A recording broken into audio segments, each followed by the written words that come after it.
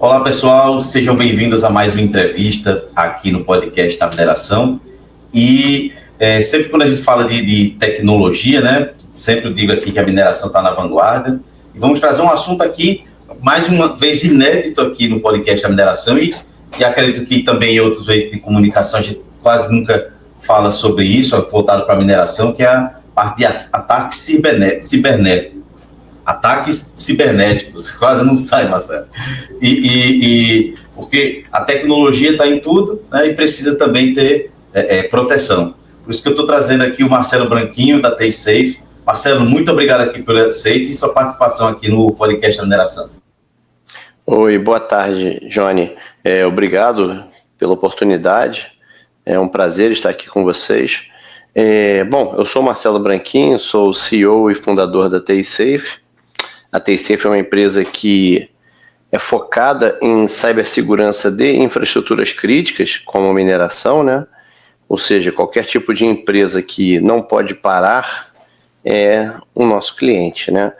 E nós trabalhamos na prevenção contra ataques hackers nessas infraestruturas. Nós, enfim, temos uma assinatura de serviços de segurança que inclui soluções, tecnologias, monitoramento 24/7 para as empresas de infraestruturas críticas que querem se proteger contra essa crescente onda de ataques cibernéticos que a gente tem visto no mundo. Perfeito. Pessoal, vou chamar aqui a vinheta dos nossos patrocinadores. O podcast da mineração é patrocinado pela consultoria Ígnea Geologia e Meio Ambiente, empresa especializada em mineração, geologia, pesquisa mineral, planejamento administrativo de processos minerários e consultoria ambiental. Mentoria Viver do Direito Minerário com Roberto Azevedo. O direcionamento para quem tem ou quer criar uma consultoria mineral de sucesso, com mais clientes, mais fechamento de propostas e mais faturamento. VP Transportes e Logística. Com mais de 30 anos de experiência, é referência em soluções seguras e eficientes de logística e de transporte para o setor mineral. Agradecer aos nossos patrocinadores, sim, nós não teríamos sucesso nesse trabalho, tá? E como eu estava puxando aqui, né, Marcelo, uns números sobre ataques, né? Falou que em 2024, no site, saiu que mais de 356 bilhões, né, bilhões com B de bola, de tentativas de ataques a empresas brasileiras, né? Colocando o país sobre um alvo, principal alvo da América Latina, à frente até de países como México, Colômbia e Peru. Aí, fazendo esse início, né? Quais são os principais tipos de ataques que têm atingido as empresas no setor, principalmente de mineração, nos últimos anos? E o que é que os criminosos procuram? Tá. Bom, atualmente, o principal ataque que os hackers têm feito, e já começando desmistificando, né? Quando eu falo hacker, eu já não estou mais falando daquele jovem que fica na casa dele tentando roubar coisas, né? Hoje, os hackers são quadrilhas, são grupos organizados especializados em ataques. Então, a gente tem grupos especializados em ataques para empresas de energia, grupos especializados em siderurgia, em mineração, que possuem não só hackers, mas também ex-funcionários de empresas desses setores que conhecem bem a operação dessas empresas para que esses ataques sejam os mais efetivos possíveis, né? Então, seguindo esse raciocínio, o que o hacker procura hoje? Ele procura dinheiro, né? Ele procura lucro rápido. E o lucro rápido ele tem através de ataques por ransomware. O ransomware é aquele tipo de malware, de vírus, vamos dizer assim, que ele se instala no computador e ele criptografa todo o computador.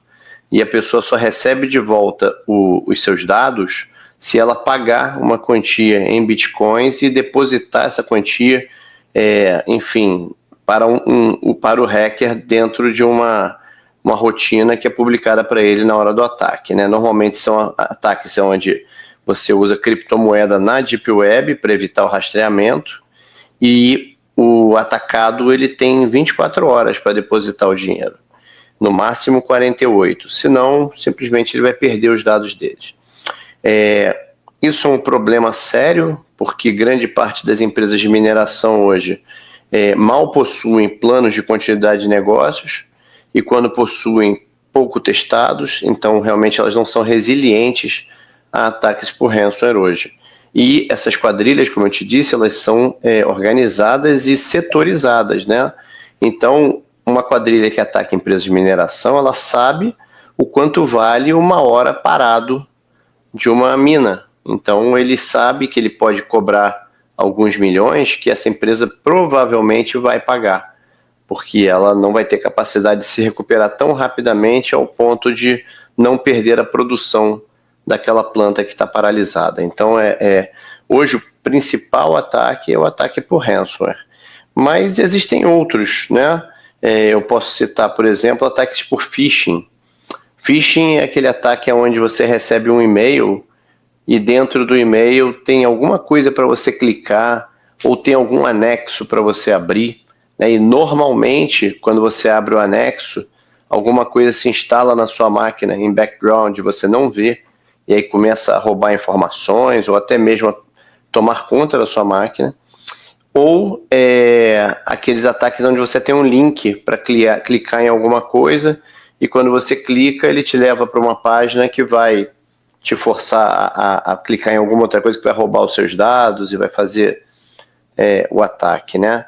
Isso também é muito comum e acaba sendo ruim em algumas empresas que não têm uma rede segmentada, que mistura os sistemas de controle das minas com os sistemas administrativos, que permite que um funcionário tenha um computador onde ele lê o e-mail dentro da mesma rede de controle das coisas que existem nas instalações de mineração, né?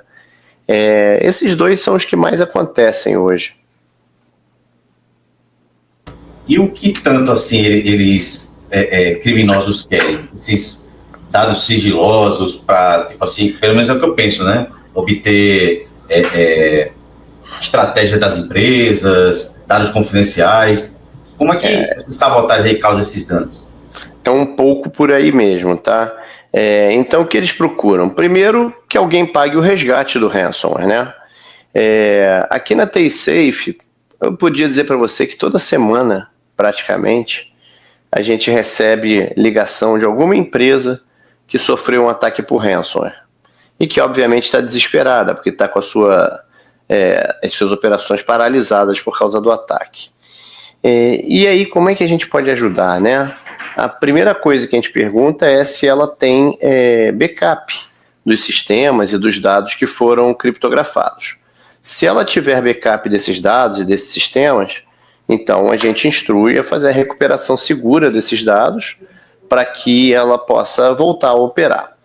Se ela não tem backup de nada, a coisa começa a ficar complicada, porque não vai ter como voltar a operar. Então a alternativa viável qual é? A dele é reinstalar tudo do zero, formatar as máquinas, reinstalar os sistemas e voltar a operar. Só que isso pode levar muito tempo, além de depender de muita gente, né? Depende de empresas de cibersegurança, depende dos fabricantes, dos equipamentos que tem lá, depende da própria equipe do cliente, que eles têm que instalar tudo, depois comissionar tudo, testar tudo e voltar a operar. E a terceira alternativa é pagar o resgate, né? A gente não aconselha que ninguém pague resgate, porque o resgate de ransomware é que nem um resgate de filho, né? De sequestro de filho. Você paga, mas você não sabe se você vai receber o seu filho de volta e se receber, se ele vai voltar vivo ou morto, né? Então é tudo incerto. Então a gente não recomenda por esse motivo e pelo segundo motivo. Caso você pague e receba a chave de decriptografia e consiga recuperar os seus dados, não significa que você limpou a rede, que você limpou as máquinas onde o malware se instalou. E muito provavelmente ele vai voltar a atuar e vai criptografar tudo de novo, né? Então, além do que, você entra num cadastro de bons pagadores de resgate, o que é sempre ruim. Exato. Do ponto de vista da cibersegurança, né? Então, a primeira coisa que eles procuram, sim, é dinheiro, né? É pagamento desses resgates. Agora, tem outras vertentes, né? Eles podem, por exemplo, roubar dados sensíveis dessas empresas, roubar, por exemplo, dados de projetos, dados de mineração mesmo, né? De indicação de onde existem locais para mineração e tudo mais, e vender. Pesquisa estratégica, né? Exatamente.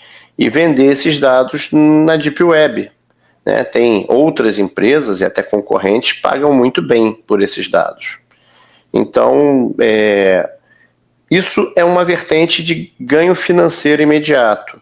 Agora, tem uma outra vertente, que é a vertente da sabotagem.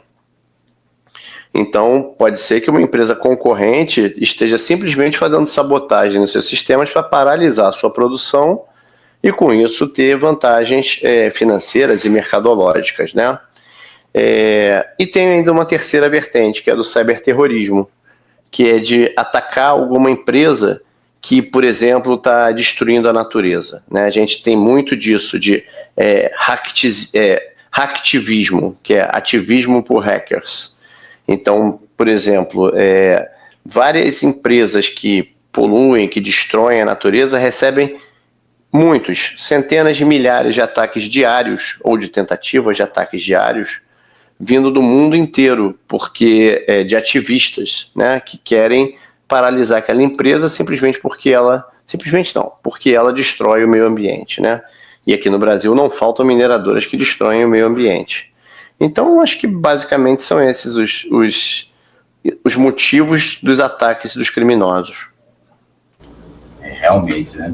E quando a gente fala hoje em dia, né, estamos aí já com tecnologia 5G, uso de IoT nas empresas, automação, sistemas todos interligados.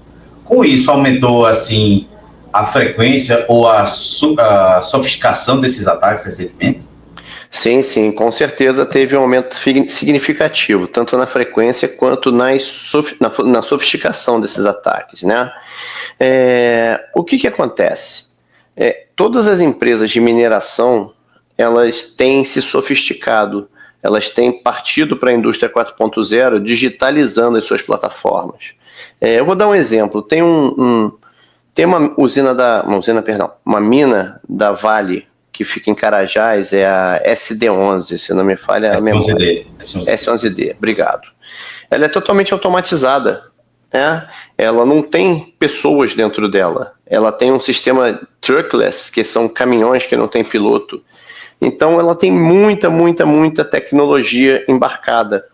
O que é ótimo, né? Que, enfim, aumenta a produtividade, diminui o risco de perdas humanas, melhora a previsibilidade da produção de minério, tem uma série de vantagens. O problema é que quando você começa a colocar muitas things, né, things de Internet of Things, dentro da sua rede, você abre muito a sua superfície de ataque, que é como a gente fala. Então, os atacantes eles têm muitas outras portas de entrada que nem sempre as empresas tomam cuidado de proteger, né? Então, você tem que pensar que por trás de cada thing existe um endereço IP conectado à sua rede. Então, se você tem lá um caminhão sem piloto, esse caminhão ele é guiado por algum sistema, entendeu? Então, se for possível hackear o ponto de rede daquele caminhão, o cara pode entrar dentro da rede de controle de toda a mina e aí provocar um ataque. Então, é simples? Não é simples. É complicado? Um pouco. É impossível? Não é impossível. A gente sabe que os hackers hoje, quando eles têm tempo, dinheiro e motivação, eles são capazes de hackear praticamente tudo, né? Então, hoje a gente está vivendo um tempo muito, como eu diria, desvantajoso do ponto de vista da cibersegurança. Porque os hackers, eles têm, além das tecnologias que eles já tinham, hoje eles estão empregando inteligência artificial nos ataques. Então, eles têm ferramentas desenvolvidas com IA para investigar toda uma rede, descobrir quais são os pontos vulneráveis de entrada dessa rede e já desenvolver o ataque que nenhuma ferramenta de segurança vai pegar para ele explorar aquela vulnerabilidade e entrar na rede. Então, a gente hoje está tendo que também usar a inteligência artificial nas contramedidas de defesa para poder combater esses tipos de ataques. Então, sim, é muito bom, é muito útil a digitalização, mas a contrapartida é que torna as empresas bastante vulneráveis, com uma superfície de ataque muito maior. Eu acho que essa nomenclatura superfície fala bastante, né, dessa questão. E pegando um gancho, né, com a sua resposta, né, baixando aquele relatório da Clarity, né, a mineração é o segundo setor da economia mais atacado, né, ficando atrás apenas do de energia. Aí, você até já falou um pouco, mas quais são, assim, os fatores que tornam a mineração alvo para esses hackers? Tão atrativo, por assim dizer. Pois é. Bom, tem alguns pontos-chave, né? Então, o primeiro dele é que as minas são ativos estratégicos, né? Então, minérios como níquel, lítio, cobre, eles são essenciais para os setores de alta tecnologia, defesa, de energia limpa. E quando você ataca uma mineradora, quando um hacker ataca uma mineradora, ela pode causar não só a queda da produção daquela mina, mas também impactos geopolíticos e econômicos globais. A gente está vendo isso agora no mundo, né? Quando o Trump taxou a China, e a China resolveu não fornecer mais minérios raros, como eles chamam, né, de minérios raros, para os Estados Unidos. E aí qual a consequência disso? Em médio prazo vai paralisar a produção de eletrônicos nos Estados Unidos, porque eles dependem desses minérios. Então hoje você ter minas de minérios estratégicos é uma coisa muito importante para a soberania do país, né? Então, isso já torna por si só as mineradoras um alvo muito interessante. Uma outra coisa que é interessante, né, em atacar uma mineradora é o seguinte: as mineradoras têm operações complexas e contínuas, né? Ou seja, são processos contínuos. Qualquer interrupção no processo produtivo de uma mina causa prejuízos em cascata. Então, você não pode parar nenhuma parte do processo produtivo, que você acaba parando o processo produtivo como um todo. Além disso, a mineração ela tem equipamentos de alto custo. Então, se você fizer algum tipo de ataque que danificar um equipamento de uma mina, você acaba dando um prejuízo enorme. Não só o prejuízo em si, mas também o prejuízo de você trocar aquele equipamento dentro da mina. Perde-se tempo, perde-se dinheiro e perde-se produção, né? Quando você fala de uma mina, você está falando de um ativo que tem a disponibilidade como seu maior pilar, né? Ou seja, ela não pode parar de produzir, ela produz o tempo todo. Se ela para, todo o processo contínuo para. E isso aí também é muito interessante do ponto de vista do ataque, porque o atacante sabe que se aquela mina parar, ela vai gerar X milhões de prejuízo por hora. E a partir daí ele faz uma conta reversa e calcula quanto ele pode cobrar de resgate por isso. Tem ainda um terceiro ponto, que é o seguinte: hoje as empresas, não só mineradoras, as infraestruturas críticas como um todo, elas têm um gap de mão de obra em cibersegurança, né? Existe uma pesquisa que diz que no Brasil seriam necessários 60 mil profissionais de cibersegurança para poder proteger todas as infraestruturas críticas que a gente possui. Só que não existe faculdade para formar esse pessoal. Eu consigo botar, né, talvez contando nas minhas duas mãos, as faculdades, universidades e, enfim, empresas formadoras de mão de obra de cibersegurança em redes operativas no Brasil. São muito poucas. Daí você tem empresas gigantes de todos os setores, inclusive de mineração, que tem 2, 3, 4 pessoas de cibersegurança para tomar conta de um número gigante de minas e de plantas industriais pelo mundo. Então, isso é um problema sério. Esse gap de mão de obra é um problema muito sério. A TISAFE procura ajudar os clientes dela justamente nesse sentido, né? Empoderando essas empresas com mão de obra. Então, a gente tem uma rede de colaboradores grande, nós temos a maior rede de colaboradores de cibersegurança de TO da América Latina, dentro da TISAFE, e com o nosso trabalho a gente consegue dar um braço de mão de obra para essas empresas, né? Então, eu acredito que esses são os principais pontos que tornam as mineradoras uns alvos atraentes para cyberataques. Fica pensando, né, que eu trabalho em várias minas, um dia paralisado, a gente tem como computar, imagina, nossa, quero nem pensar nisso. Mas exatamente. É complicadíssimo. E Marcelo, quando você falou, né, a gente falou aqui sobre esse impacto, né? Como esses impactos impactam tipo, a cadeia de suprimentos no setor mesmo, né? E há casos assim que você já viu de paralisação total ou parcial das operações em função desses ataques? Sim, já vi paralisações totais ou parciais dessas operações.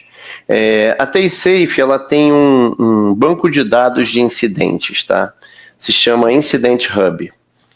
Para você acessar, é só você botar hub.taysafe.com.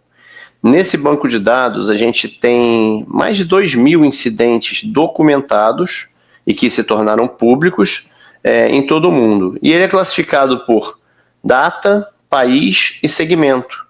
Então você pode colocar lá, no ano de 2023, no Brasil, os incidentes em siderurgia e mineração. O banco de dados está em inglês, né, porque ele é acessado por gente do mundo todo. Então você vai colocar lá Steel and Mining. Aí você vai ver os ataques que aconteceram lá. O que acontece quando uma empresa é atacada, né? Qual a consequência que pode acontecer com uma mina quando ela é atacada? A primeira, a mais óbvia, é a interrupção das linhas de produção e do processamento mineral. Então, se você tiver um ataque que consiga paralisar a linha de produção, o prejuízo é imediato. A outra coisa, você pode ter falhas nos sistemas logísticos que impeçam o transporte do minério da mina para os locais de transporte dele. Você pode perder a visibilidade sobre o estoque de minério e as rotinas de manutenção preditiva dos equipamentos. Os equipamentos de minas são equipamentos gigantescos, com um custo altíssimo de reposição. Então, é mandatório você ter manutenção preditiva deles para evitar que eles cheguem a um ponto de colapso. Porque se isso acontecer, além de parar a mina, você vai ter um transtorno muito grande, além de uma perda financeira muito grande também. Além disso, você pode, com um ataque cibernético, se você parar de produzir, você vai ter o rompimento de contratos de fornecimento daquela mineradora, né? Entrega, isso aí acaba acarretando em multas contra a mineradora. Então, acredito que esses são os principais impactos que você pode ter se você receber um cyberataque.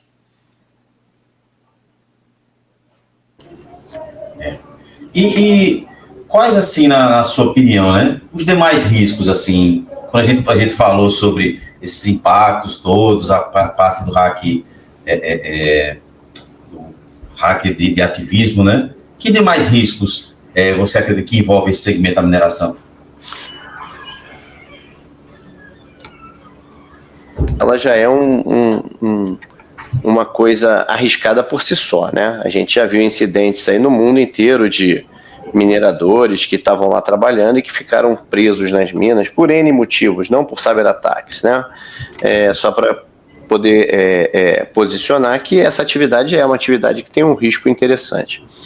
Agora, se você fizer ataques cibernéticos contra os equipamentos da mina, você pode também levar a esse tipo de problema, que pode acarretar perda de vidas, que pode acarretar, rompimento de barragens, por que não?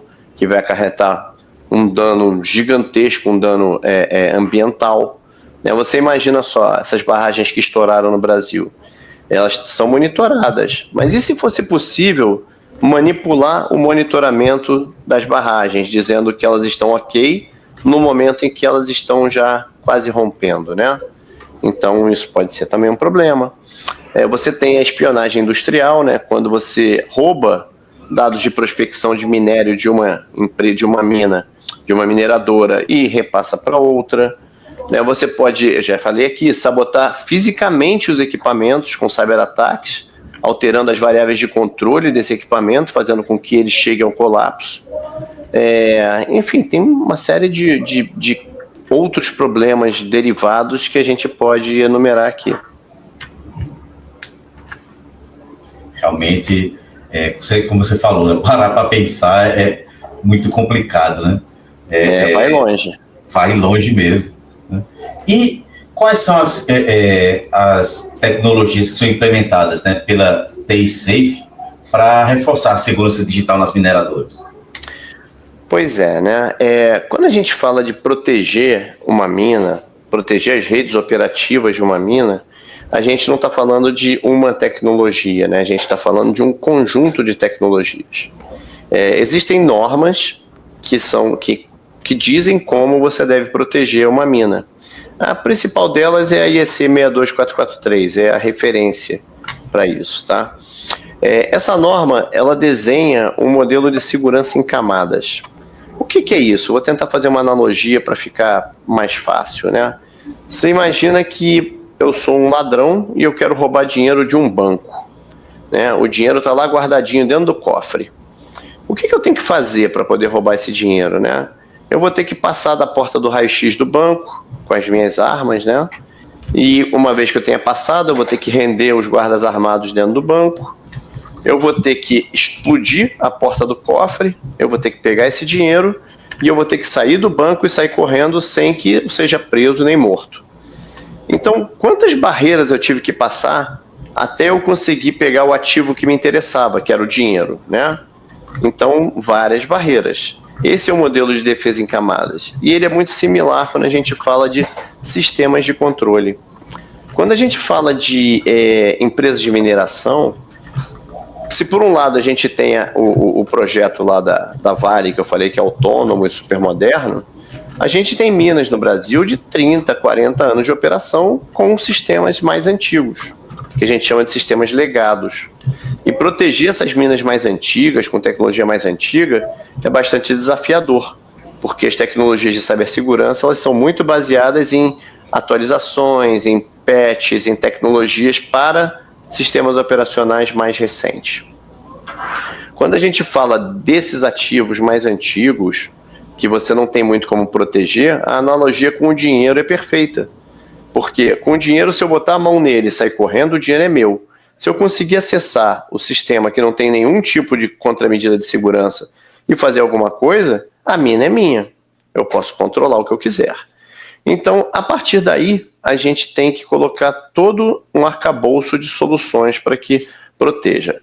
A primeira delas são os firewalls de borda, né? A gente chama de firewalls de próxima geração. A gente tem que colocar firewalls na fronteira da rede de controle da mina com outras redes, com a internet, com a própria rede corporativa da empresa, para evitar que ataques vindo de outras redes consigam atingir a rede de controle da mina. Eu estou frisando mina, tá? Mas tudo bem, as mineradoras têm portos, têm sistemas logísticos de trens, tem uma série de outras coisas, tá? Então a gente pode expandir esse pensamento para qualquer tipo de sistema de controle que uma mineradora utilize, tá? Bom, a primeira barreira de segurança é o firewall de borda. Depois dele, a gente tem soluções para visibilidade e inventário dos ativos da rede. São soluções que ficam monitorando a rede o tempo todo para saber o seguinte: alguma máquina nova entrou nessa rede? Alguém usou um pendrive não autorizado nessa rede? Ou seja, alguma coisa que possa colocar um malware dentro da rede foi feita? Que isso pode ser detectado em tempo real e pode ser combatido, né? Além disso, soluções de EDR industrial. O que é EDR? Vou tentar simplificar, né? São soluções contra malware. Para o público seria a solução de antivírus, né? Que é o que todo mundo conhece. Mas hoje o vírus é apenas um tipo de malware. Você tem outros tipos bem mais sofisticados e você precisa de uma solução bem mais sofisticada que é a de anti-malware. Tem que instalar em todas as máquinas da rede de automação. E também, por exemplo, hoje as minas, os portos, todos eles utilizam soluções de fabricantes mundiais. Por exemplo, Siemens, ABB e outros, né? Então, se eu tenho uma mina e eu estou com algum problema em algum sistema de automação, que, por exemplo, é da Siemens, eu não posso esperar alguém da Siemens visitar a mina, até porque as minas não ficam em lugares assim de fácil acesso, né? Muitas delas ficam no meio do Brasil. Então você tem que ter algum recurso para que esses profissionais possam acessar remotamente a rede da mina sem colocar essa rede em risco. Aí entram as plataformas de acesso remoto seguro, né? Então você tem que ter uma solução para que o cara acesse de fora, via VPN, criptografada, o acesso seja monitorado, enfim, seja gravada a sessão para que depois possa ver o que essa pessoa fez. Então você também tem isso. Mas eu falei só de soluções tecnológicas. Além disso, você precisa de governança, né? A empresa, a mineradora, ela tem que ter políticas de segurança, políticas de controle de acesso, políticas de backup, políticas de controle de malware, todo um arcabouço de políticas. Precisa fazer análise de riscos, precisa fazer análise de vulnerabilidades, ter planos de continuidade de negócios, testados, né, para o caso de problema, eles saberem o que fazer, né, como eu disse lá do ransomware. O cara tem que ter um plano para, tipo, deu ransomware, o que eu faço? Que backup eu restauro? Quem restaura? Quem é o cara que sabe fazer isso? Tudo tem que estar escrito, detalhado e testado. Então tem toda essa parte de governança.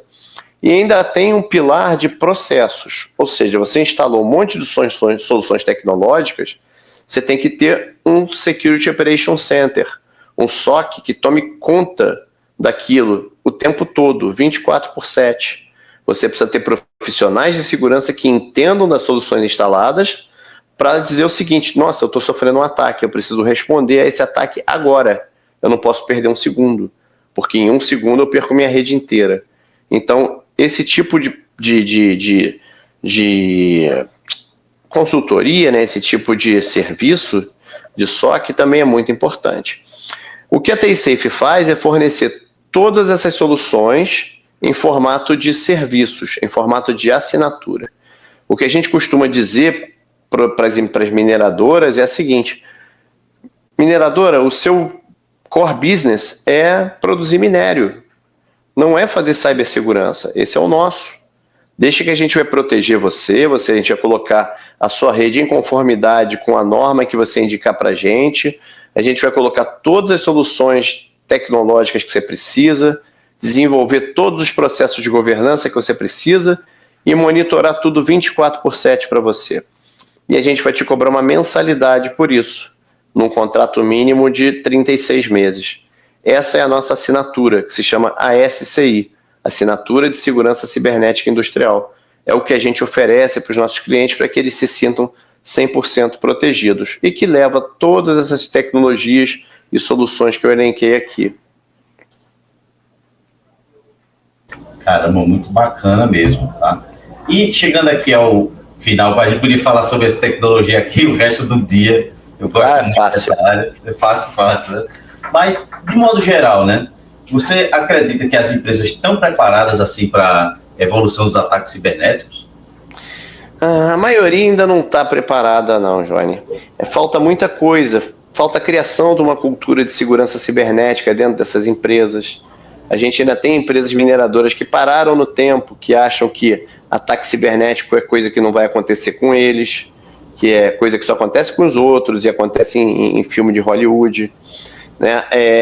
A gente tem empresas que ainda não têm uma governança específica para essas redes operativas implementada, não tem políticas, não tem planos de continuidade, não tem nada disso.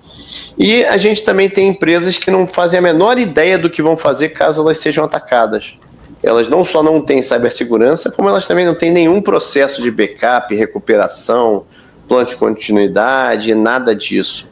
Então a gente tem um cenário aqui no Brasil bem complicado nesse setor de mineração, tá? É claro que existem empresas que investem pesadamente nisso, eu não vou ficar citando nomes aqui, mas a grande maioria das empresas, principalmente as menores, estão absolutamente despreparadas. Perfeito.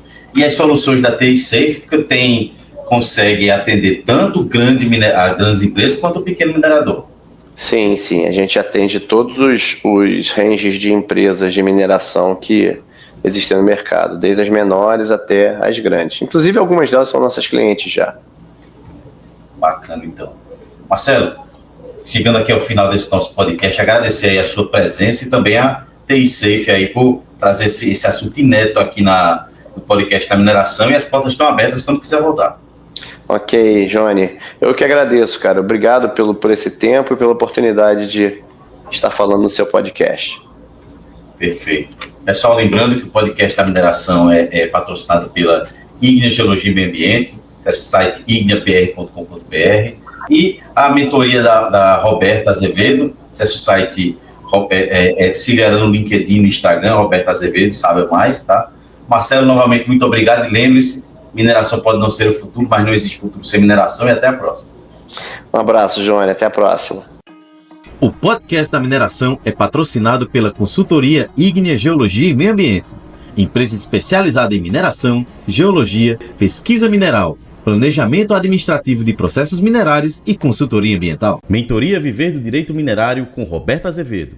O direcionamento para quem tem ou quer criar uma consultoria mineral de sucesso, com mais clientes, mais fechamento de propostas e mais faturamento. VP Transportes e Logística. Com mais de 30 anos de experiência, é referência em soluções seguras e eficientes de logística e de transporte para o setor mineral.